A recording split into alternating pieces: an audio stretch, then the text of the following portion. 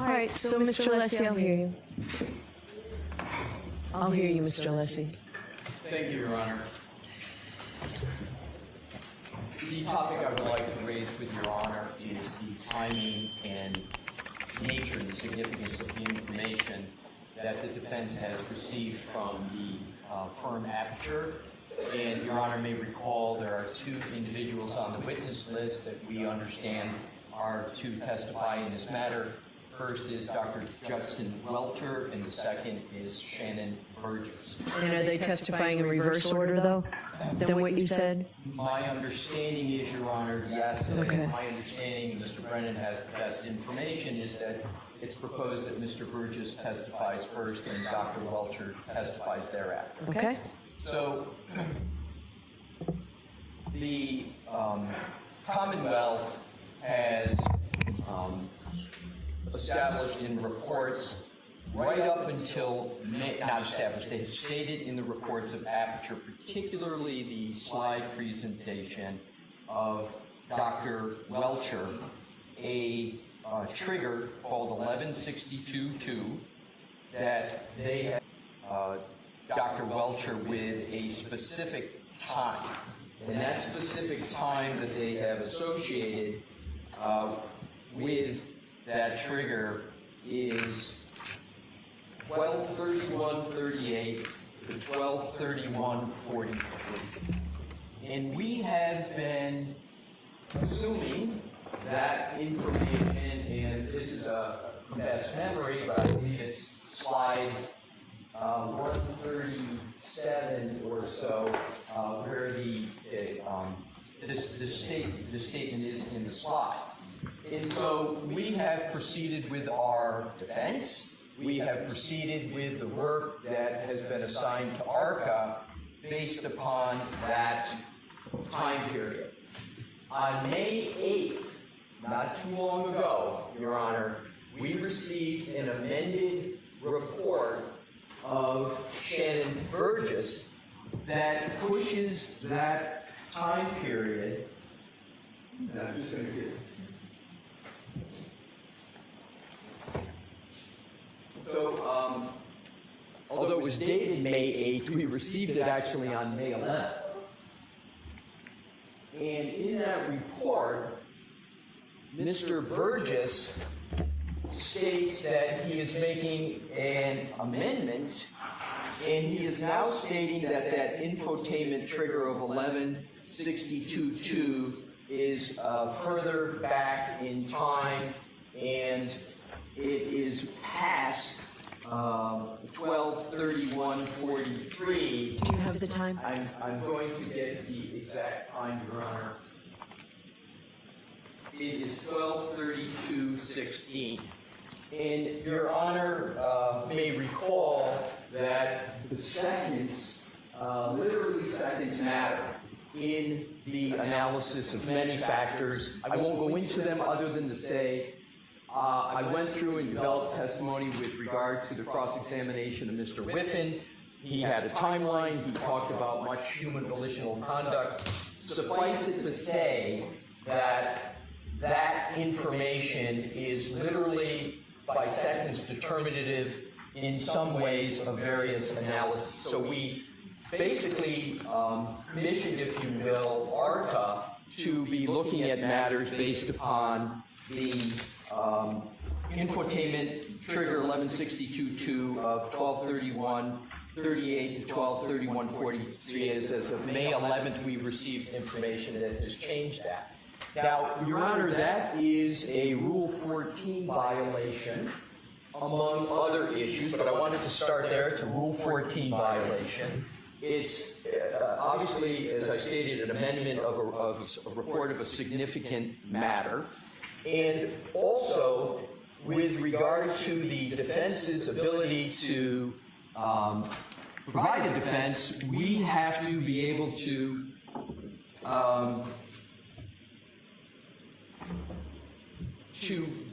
evaluate that information in terms of our entire defense. And it's just not limited to ARCA. It's our entire defense. The other data point I want to get to, so the effect it's had, we still haven't even been able to evaluate entirely that.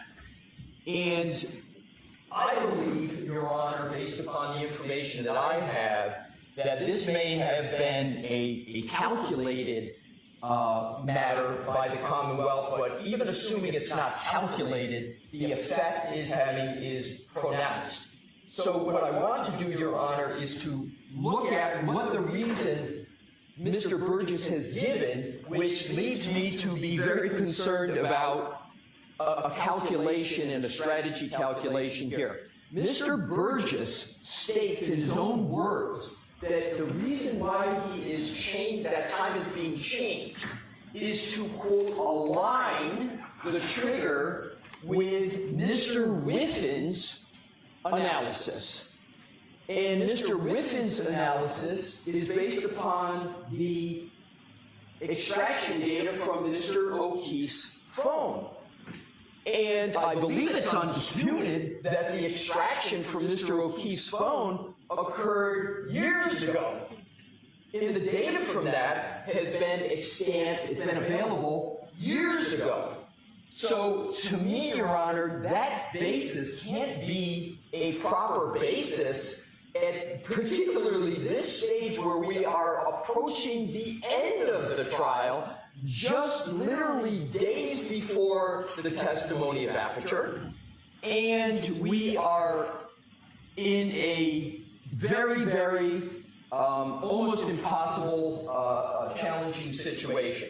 So, Your Honor, there are obviously, Your Honor knows the situation here. Our first request is that the May 8th report that we received on May 11th be not allowed, that it be not considered at all.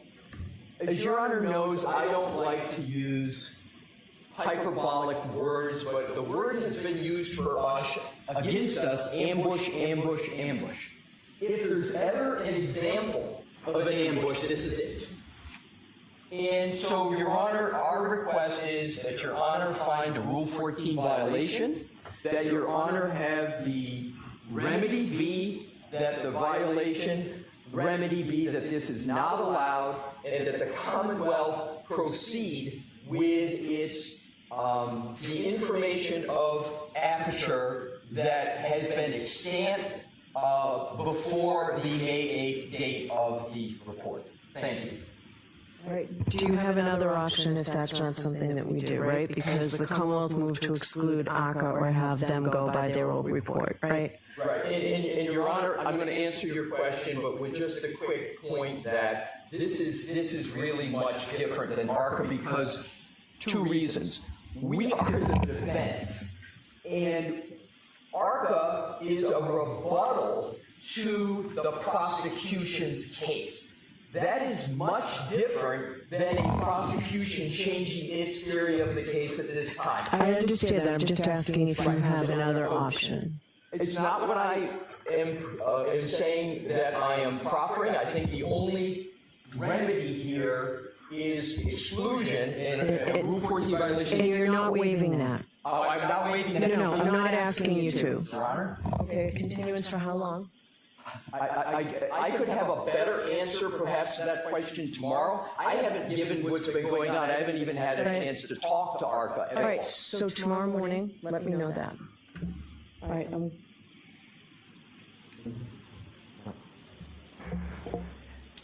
And Your Honor, I will do that, of course.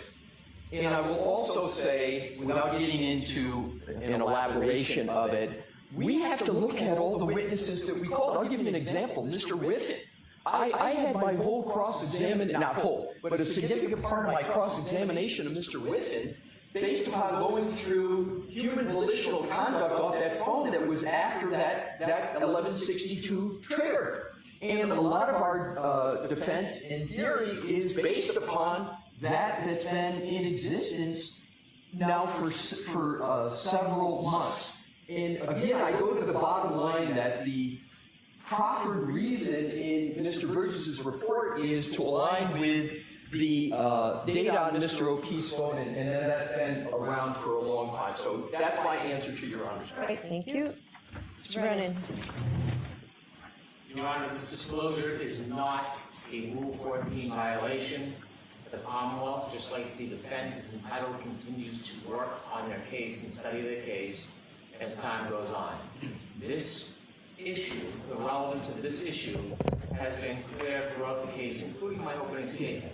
And the issue is that clocks are different. There is a clock in a Lexus that runs on a different time than that of an iPhone.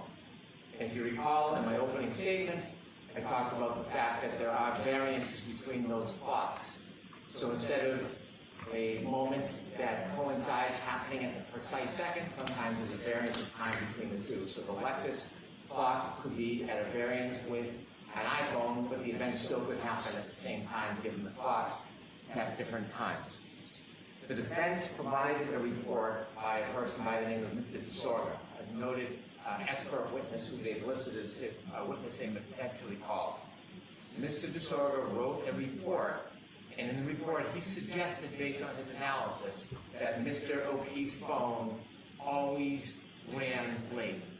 That means if the texting data, the black box data from the car, has an event at 12:32:38, 12:31:38, and Mr. O'Keefe's last movements were 12:32:16, last user interaction 12:32:09, there is a variance between those times. We asked our expert to review their expert's report to see if he was accurate that the variance means that these times would never align. And that's what he did. He studied the data, he studied the ways, he studied the Lexus black box relative to the time. It doesn't change anything, it doesn't change the data whatsoever, it just adds to the time. What he learned, from his opinion, is that Mr. DeSorga was wrong. He used information from different phones, not recognizing the items that these timelines came from, and that his time estimates are wrong.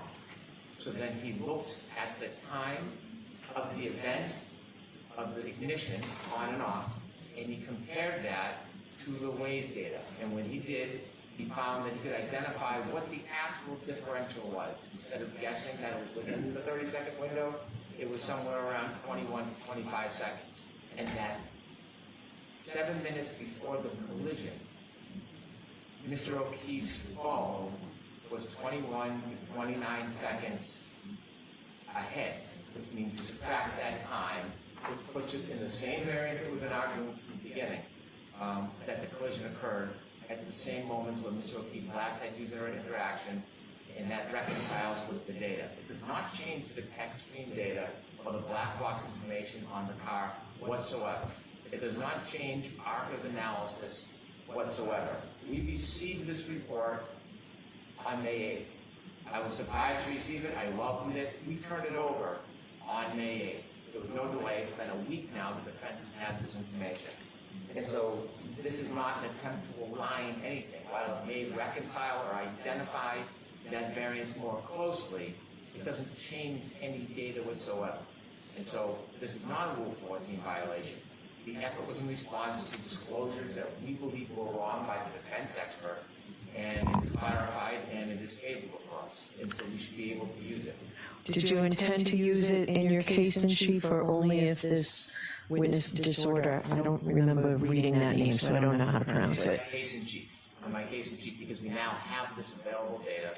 As I said, this wasn't ambush. It isn't something that we sat on. It was in response. Fortunately, we received their expert report, which caused us to focus more closely. And now that we've identified that variance, rather than having an open variance of 30 seconds, we should not be precluded from favorable information that has been provoked by a report by the defense. Okay. Yes. I'll do it quickly. Okay. Attorney Brennan has provided a lot of information, and he has accurately provided information, but he's got the time completely wrong and the significance respectfully completely wrong. I'm going to hit his 4 categories quickly. He said, he referenced Mr. DeSorbo, who is a defense witness. Two points about Mr. DeSorbo. First, Mr. DeSorbo provided his expert report within this reciprocal discovery deadline. Okay. And he provided that report months ago. Okay. So if, as I heard Attorney Brennan, he's saying the reason why we're getting something on May 8th is because Mr. Burgess supposedly is responding to that. That was months ago. Okay. The more apt point is, or an even more apt point is, Mr. DeSorbo was responding to the information of Aperture. It wasn't like Mr. DeSorbo was coming up. He was rebutting as defendants do. So, and it's Mr. DeSogra, D-I-S-O-G-R-A. Again, D-I-S-O-G-R-A. So that's an important point with regard to Mr. DeSogra. Now I want to go to Attorney Brennan's comment about clocks are different. I agree with Attorney Brennan on that. The shortcoming for Attorney Brennan's argument, however, is that the clocks are different concept has been in existence in this case for over 6 months. I can give you by memory Mr. Whiffin's report of December of 2024, where his report went into the different clocks and what their significance was. So that is almost 6 months ago, at least 5 months ago, the issue of different clocks has been in existence in this case. So therefore, the issue of different clocks dates back to then. But even more fatal for the Commonwealth's argument is that Mr. Burgess himself issued his report and talked about the difference in clocks. He already knew it, he already had it. Did he testify to that last time? Did he testify? Aperture was not part of the first. All right, I thought Burgess was, no?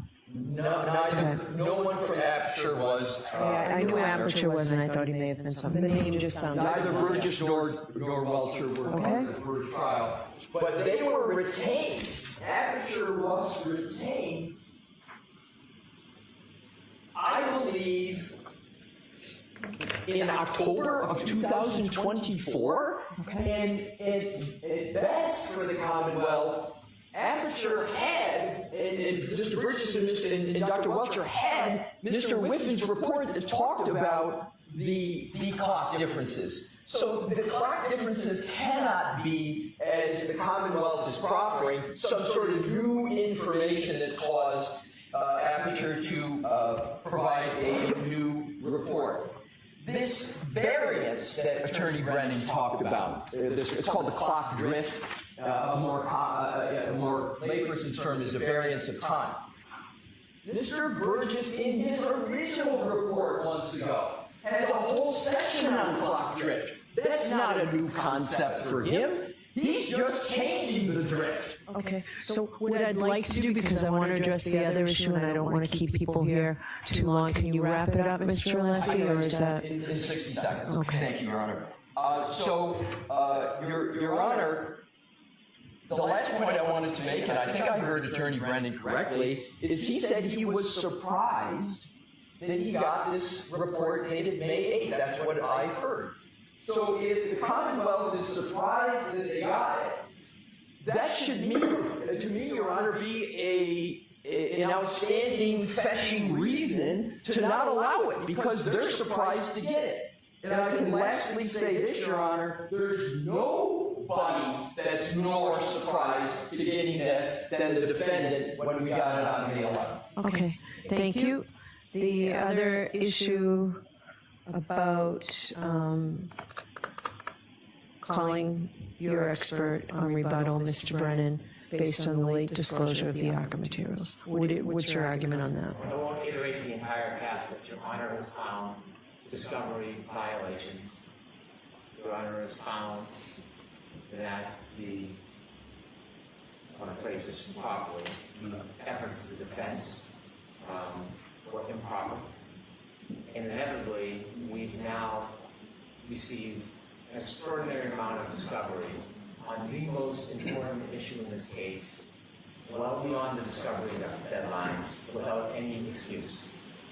And the court, understandably, has overruled the government's objection and has stated that it's going to allow the defense to offer two expert witnesses in a very complicated field, and an issue that is the heart of this case.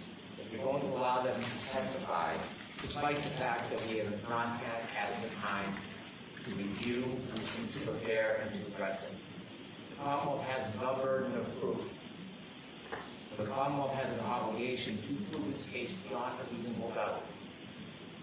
And this isn't simply late disclosure of some evidence. This is a massive amount of evidence of the most critical issue. And so we provided this information to Dr. Wetland. As you know, he was away. He did not get a report until maybe May 7th. He did not have a chance to look at it until May 9th. An extraordinary amount of work, effort, and expense has gone into preparing our case for the jury. He is still in the process of reviewing the materials. There are entirely new subject areas within this information, well beyond the simple four opinions that they gave at the beginning. There are studies, there are demonstrations, there are experiments. This requires not only review, but an analysis, testing, vetting, and then preparing testimony to address the claims made by the defense experts.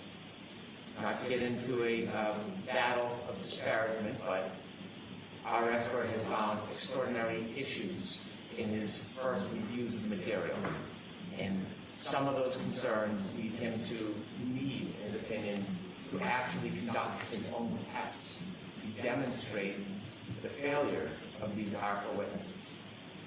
That's going to take time. You've heard from the ARPA witnesses themselves. With the amount of data they received, they estimated they needed 5 weeks. And they were given 5 weeks despite all the discovery deadline violations. They were given 5 weeks.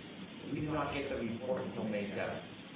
And so we believe we are entitled to have our expert review all the materials, do his testing, provide it. None of that is going to happen anytime soon, because he still has not finished reviewing all the materials. There's many, many gigabytes. He's in a difficult schedule. He is away tomorrow, Saturday. We will go to try to begin to prep at the end of the weekend. There is no way he's going to be able to testify anytime soon and have all of this validation and vetting and testing. So what is it exactly you're proposing? So what we would like to do is have him testify about what he has prepared, that he's had adequate time to prepare. If either of these ARPA witnesses testify and they introduce new opinions, new testing, new demonstrations, he should be able to continue reviewing the materials, actively engage his own testing now, so by the time the defense case is over, he will be prepared to come back and address the new issues, not the older issues or regurgitate his testimony, but to address any new issues that were provided in violation of discovery orders, and so that he can then address the jury on those specific new issues. I see no other way of this expert fairly being provided and presented to the jury. The unfair prejudice cannot be cured in any other way. We ask that he be able to continue his review, offer rebuttal opinions on anything that is new, and not to encroach on anything that's been previously provided. Can Burgess testify after Welcher? No, because Dr. Welcher relies on Shannon Burgess's information and material. It will make no sense. I thought about it. It makes no sense to the jury, his presentation, unless Shannon Burgess has an opportunity to provide the background information. All right. Mr. Leslie, I'll hear you on this. Thank you, Your Honor. I think and I understand that it's very well understand the time of the day, so I'm going to do this hopefully efficiently. When we're talking about ARPA and the information of ARPA, it's very important analytically to put them in their two proper buckets.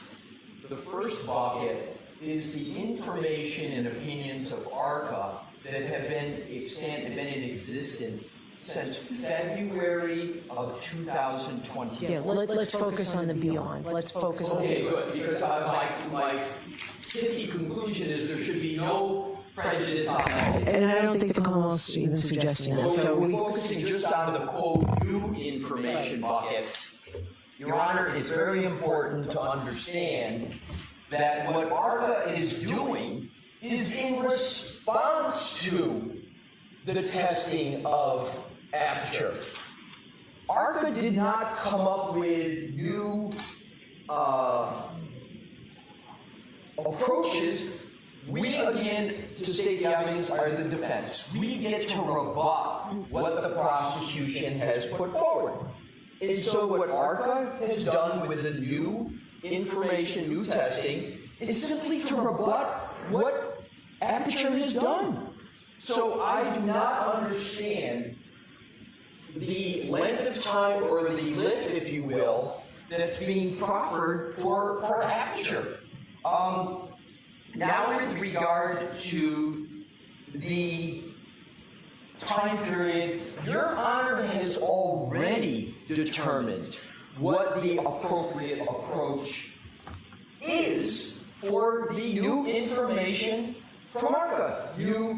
When Dr. Rentschler was on the stand, Dr. What you said, when can you get me the information? And they said, I think it was May 6th or May 7th, whatever, and they met the deadline.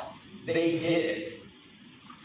We proceeded along with the trial with that information. We complied with that request to continually try to claim that there should be ongoing remedies of something that's already been decided. I do not understand. So I did leave open. I did leave it open to address. You did leave open the time, but Your Honor didn't leave open that you were going to continue to address this matter as if the defense is making perpetual violations. There was a determination made, and then the question was the remedy. So I'm just addressing the Commonwealth, positing that somehow there's continuing violations.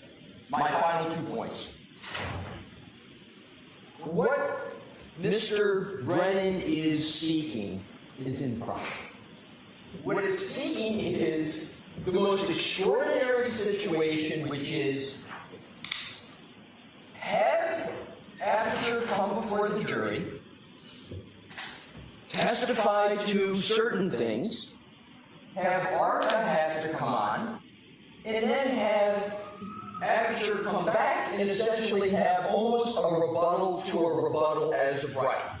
I do not understand that process. I do not understand that proposal. It inverts the order of proof. It prejudices the defendant because it almost ipso facto gives a double rebuttal, surrebuttal to the defense.